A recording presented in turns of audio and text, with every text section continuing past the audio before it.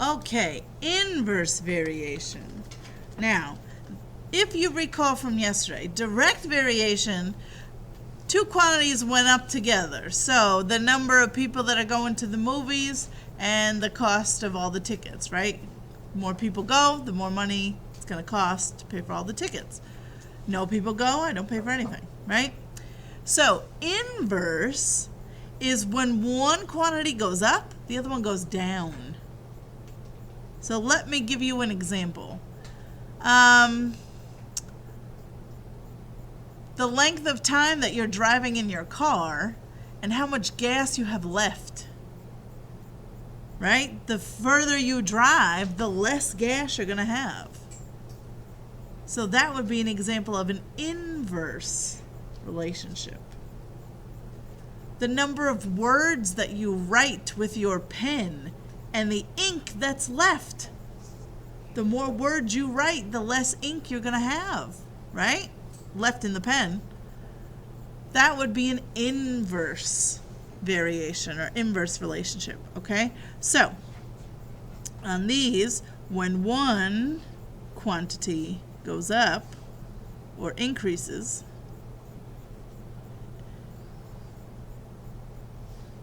the other decreases. So, examples. Let's say time driving in car and amount of gas left in tank. So you could imagine, right? Let's assume I just got gas at the gas station. I have a full tank. And now, as I start to drive, right? If I haven't driven at all, I have a full tank. So if I've gone 0 miles, the tank is full. But as I continue to drive more and more and more and more miles, can you just envision less and less and less gas left in that tank? Till eventually you run out and you stop. Okay, so time driving in a car and the amount of gas left in the tank. Let's do the same thing with the pen. So words written and ink remaining in pen.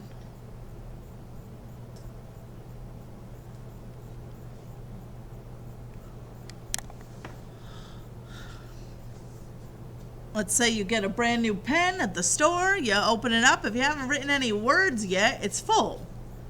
As you write more and more and more and more words, that ink level is just going to drop and drop and drop and drop and drop. So, how do we do this with numbers? You guys already know all the steps because it's the exact same method that you do with direct variation. The only difference is the equation. So, remember that direct variation was y equals kx. Well, inverse has its own, and it is k equals x times y. So these two, I am actually okay with, I might leave these up on the board for you tomorrow during your quiz.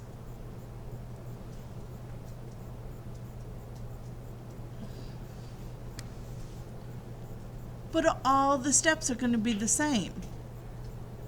Now, how are you supposed to know if the numbers have a direct variation or an inverse? Guess what? What? Say that again? Well, they're just like yesterday, I'm going to have to solve for k. It's going to be exactly like that, but they have to tell you. They have to either say x and y vary directly. So then, if I see that they vary directly, I'm going to use the direct variation equation. If it says x and y vary inversely, I'm going to use the inverse variation. The only time that you're going to have to decide on your own is if it was like a word problem that was like a real world scenario. So you would have to decide, okay, are these two things going to go up together? Or is it going to be something like this, where as one of them goes up, the other goes down? Okay, so you do want to make sure that you have a distinction between the two. So after we do a couple regular ones with numbers, maybe we'll try a word problem or two, where we sort of mix it up and see which one we're going to use. All right, so we might as well do a couple from, if you have your homework sheet out still or handy, if you just flip it right over, 6 is right on the back with inverse variation. Okay, so I'm just going to do this first one. So they're telling you right at the top that all of these are inverse variation. So I know for this whole page, I'm going to use k equals xy. They told me it's inverse. I know. All right, so I'm going to go ahead and copy the first one down here. They're saying, so this is inverse. You don't have to recopy it, but I just want to have it in the notes here.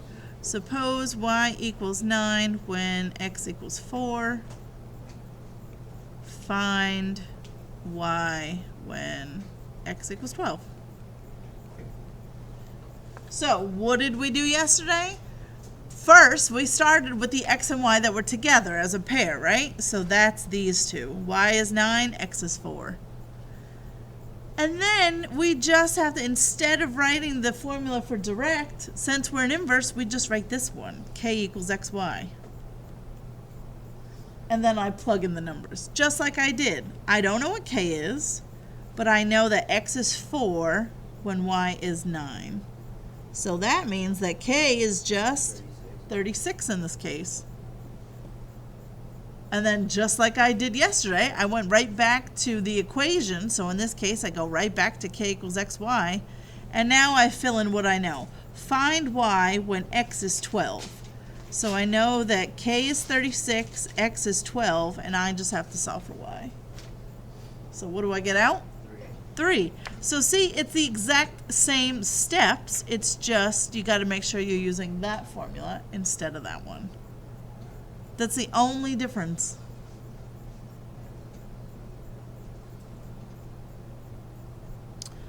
Let's try another one. Someone pick one from 2 to 14.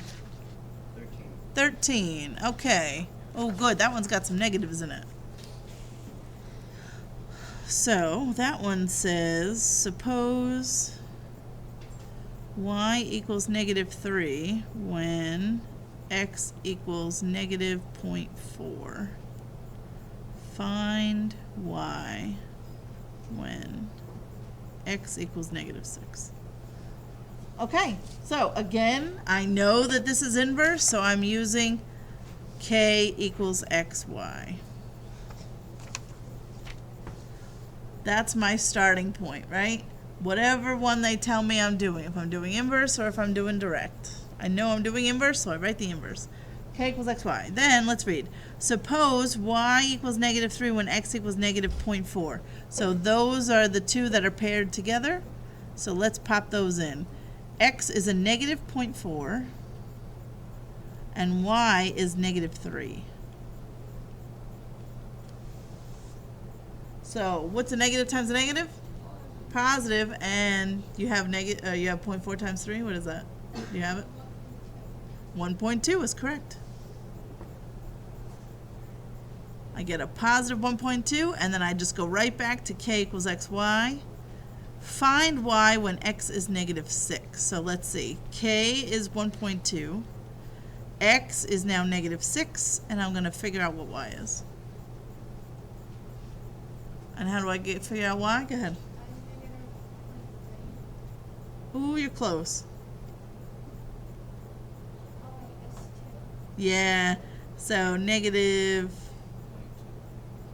yeah, 0.2. Yep, -0.2.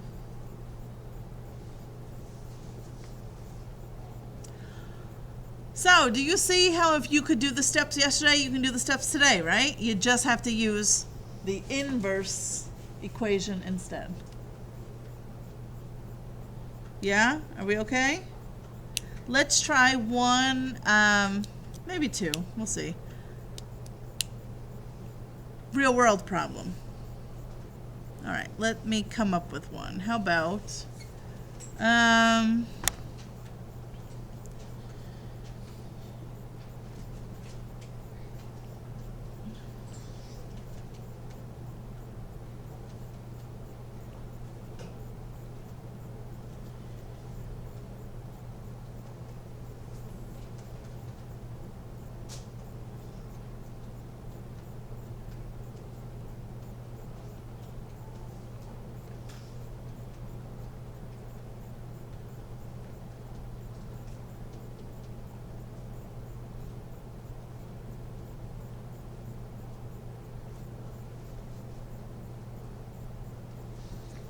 okay, so say you have this scenario. You worked 15 hours and you made $100. If you work 20 hours, how much will you earn? Now, they didn't come right out and say if this was direct or inverse. I need to figure that out on my own. So I need to think, all right, what do I compare? I've got hours and the amount of money that I made. Are they going to go up together? Or as one goes up, will the other go down? Which way is it? Are they going to go up together? They go up together, right? The more hours you work, the more money you make, correct? I would certainly hope so, right? So the more hours I work, the more money I'm going to make. What is that, inverse or is that direct? That's direct, where they both go up together, right? So this, if once I establish in my brain, oh, okay, that's a direct relationship. They're both going up together. That means I'm just going to jot down that I'm using y equals kx. Now, if you remember from the Fast Five and the homework, this is exactly what you've been doing. It's just disguised in a problem. Look at what you have. In the very first sentence, I gave you an X and a Y. You worked 15 hours and made $100, right? So, let's see. Let me grab another color. Bless you. Hours, if you have hours as one of your quantities, that's almost always going to go in for X. Time, any sort of time, always goes in for your X value. So there's X, and then 100 is my Y value. Okay, so if I were to put all that together, let's see. Y is 100. I don't know what K is, but X is 15. So if I divide both sides by 15,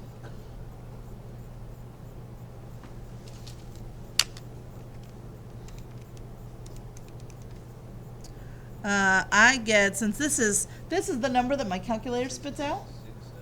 What's that in money though? $6.67 is what that would round to be. So, unfortunately, you're not making big bucks here. You made $6.67. What is this representing in terms of this problem? Yeah, that's how much you're making per hour. It's not a lot, but I don't know. Maybe you're 12 and you're babysitting. I think that's pretty good money for a 12-year-old, right? I don't know. I think it's decent. When I had my first real job at 14, I made $5.25 an hour. So that's good money in my book. I can't believe, what's minimum wage now? I just heard it the other day. Yeah, it was 12 something. I was like, wow. It's come a long way. All right, anyway. But I'm not done yet. That's just K, right? And then don't you go back to y equals kx and plug in the new stuff? If you work 20 hours, so where am I putting 20? 20 goes in for X. Time. If you have time, that's an X. Y is what I don't know. I'm trying to find out how much I'm going to earn. I know my K is 667. K is 20. So if I just do 667 times 20, I will get my total $133.40, roughly, because we did round a little bit. That's what I got, but I did it a completely different way. I did it like I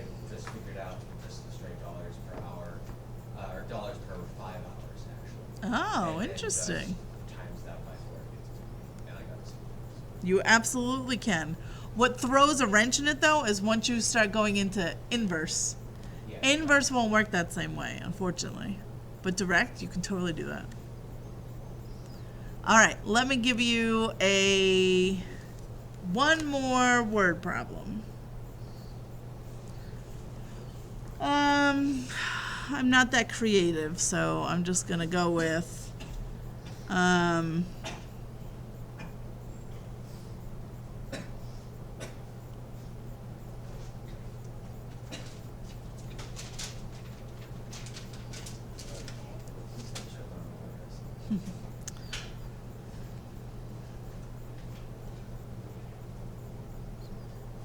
yeah, no, that's right.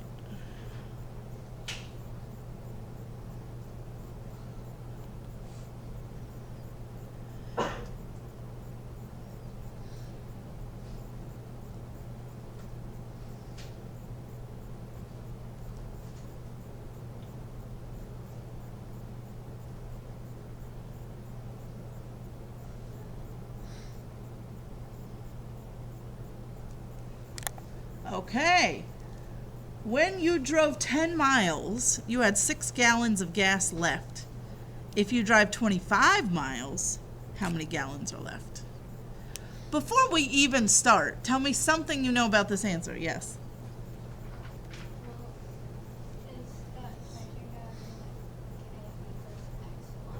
You're right. This is an inverse relationship, right? The longer I drive, if I drive more miles, I'm going to have less gas left. So let's think about this. When I drove 10 miles, I had 6 gallons left. Now I've driven 25. How many gallons should there be left? Should it be more than 6 gallons or less? It's got to be less. Because I had 6 gallons when I only drove 10 miles. Now I've driven much more than that, so I'm going to have less. So when I do my numbers, whatever I get should be less than 6. If it's not, I've messed up somewhere. Right? Because doesn't it just make sense, like if I'm reasoning my way through it, it's got to be less than 6 because I've driven more miles. So if you were taking a multiple choice test, cross off anything that's above 6 because it would make no sense. Maybe you'll get lucky and there's only one answer less than 6 and you know it's got to be it, right? So, Olivia's totally right. This is inverse, so we're going to start with k equals xy. Now, one nice thing about inverse is that it actually doesn't matter who x and y are, as long as you're consistent. Like, it doesn't matter if you say miles is x and gallons is y or the other way around. Why? Because I'm just multiplying them together. So it doesn't matter if I do 10 times 6 or 6 times 10, right? Because it's the same thing. What you should do, though, you do have to make sure you keep track. So let's just say we're going to make miles x and we'll make gallons y, just so we put everything in the right spot for the next part. Okay? So k, I don't know what you are, but x is 10, y is 6, so k is 60. K, I'm not done yet, right?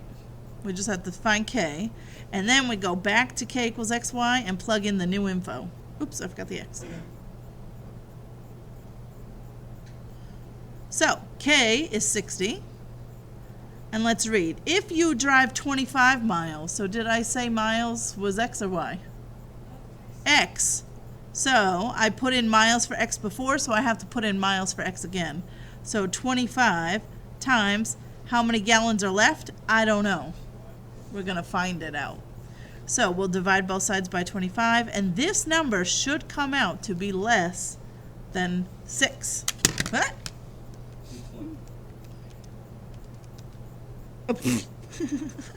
I hit times, so I got 1,500. That's not right, silly goose. 2.4 is. Yes, so that makes sense. We knew it was going to go down from 6 gallons. So now I know, okay, I have 2.4 gallons left. Does that make sense? Okay.